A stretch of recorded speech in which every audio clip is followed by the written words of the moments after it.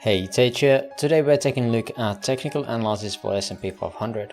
I'll cover wave analysis with Elliott Wave Theory and provide multiple scenarios the price may take and explain why I prefer one count over another. Let's start with this count here. Again, starting on a 30-minute time frame, we've had this as a possible 1, 2, 1, 2, 1, 2, 3, 4, 5 into third of sub-minute, WXY count into wave 4, and then wave 5 to complete the third of minuet. And we did have a massive extension here for this third wave, so that makes this less likely of a case. I have a scenario here that explains things a bit different, starting the counts from up top of these highs. But with this structure, as we have covered before, we took the lows here on this B wave, and this could be suggesting that we are in some kind of three-way move here, creating some kind of a expanded flat. Now, if that is the case, we would be looking this as a zigzag three-way move into A, B, and C inside to the B, which would be again an expanded flat. Again, that is really weird looking structure. It is so extended almost to the 2.618 here. So it is not that likely again, but I can't really explain this different ways now. On 15-minute time frame, again, that does not really help either. On here, we could have this as a three-way structures here, B and then C. I think that's the best I can get for the way B. Now, if we are indeed done with the way B here, then we would be looking for a C wave to complete this structure here, this ABC, and complete wave 4. Now in this one, we would be again, I think, yeah, this is less, okay, this is for that one, yeah.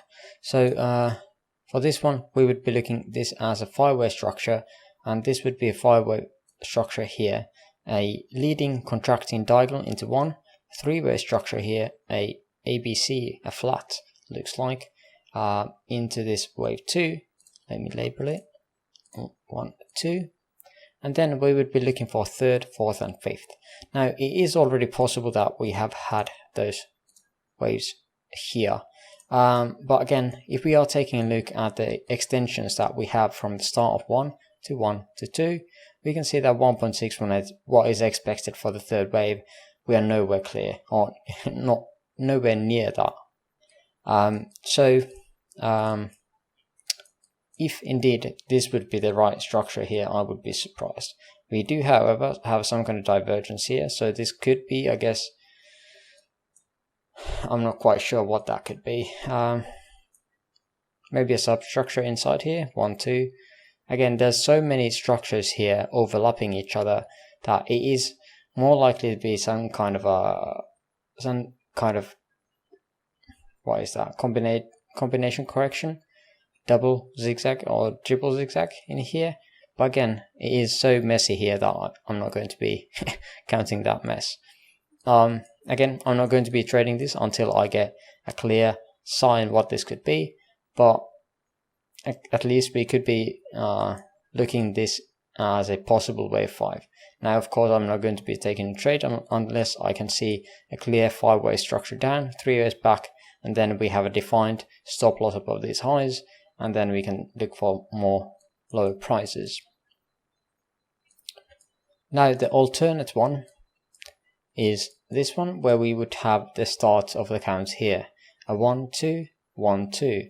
In that case, again, we could also construct this structure here as only a 1. Leading diagonal, 1, 2, 3, 4, 5.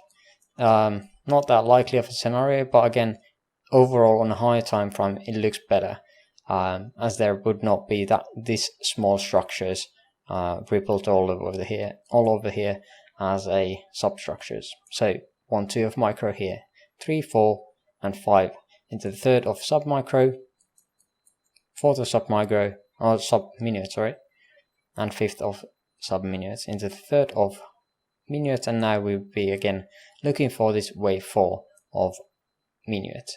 Now the difference between these two, although they are both ending the third wave here, is the start of the structure here. Both of these can be altered in this way, where we would have this as a 1-2 and 1-2. At that point, if we would do that, we would have already completed the whole sequence here, saying that our third wave would be here, this would be fourth, and this would be the fifth.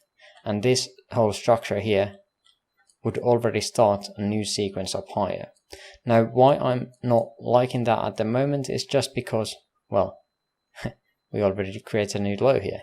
So if indeed this would be the count, then we would have to alter this one, saying that we would have this as a 1-2, if this is again another 1-2, 3, 4 and 5, and then this would be a 4 again and 5, as it made a new low.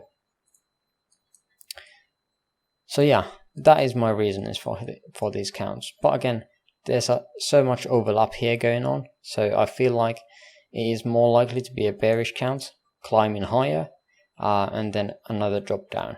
Overall, for this blue minuet count, we would be looking at maximum here at 38.2. Why am I saying maximum at this moment? Again, we have the previous wave 4 of this sub-minuet count here. So basically this box here, this is lining up very well with the 38.2 here. So this is where I would be looking at. Now let's take a look at the higher time frame here, checking out some volume. Do we have any volume here around 38.41? Maybe even higher. Volume profile 38.41 maybe. We do. As you see, we have this volume node here. So there is resistance up here. Of course, there is going to be resistance all the way up here, even with the current price. However, we do have already some kind of support below us, this volume node. So we could be climbing up higher, and that's what I expect. So anywhere between basically this 23.6 at 3,765 and this 38.41 is the area that I would be looking for short setups. But that is everything I had today for S&P 500. Let me know if you have other accounts you would like to share. There's also a Discord link in the description as well, where you can share those. And yeah, if you would like me to have another update of some other asset, let me know in the comments. For now, I thank you for watching. I hope you have an amazing rest of your day. See you on the next one. Bye bye.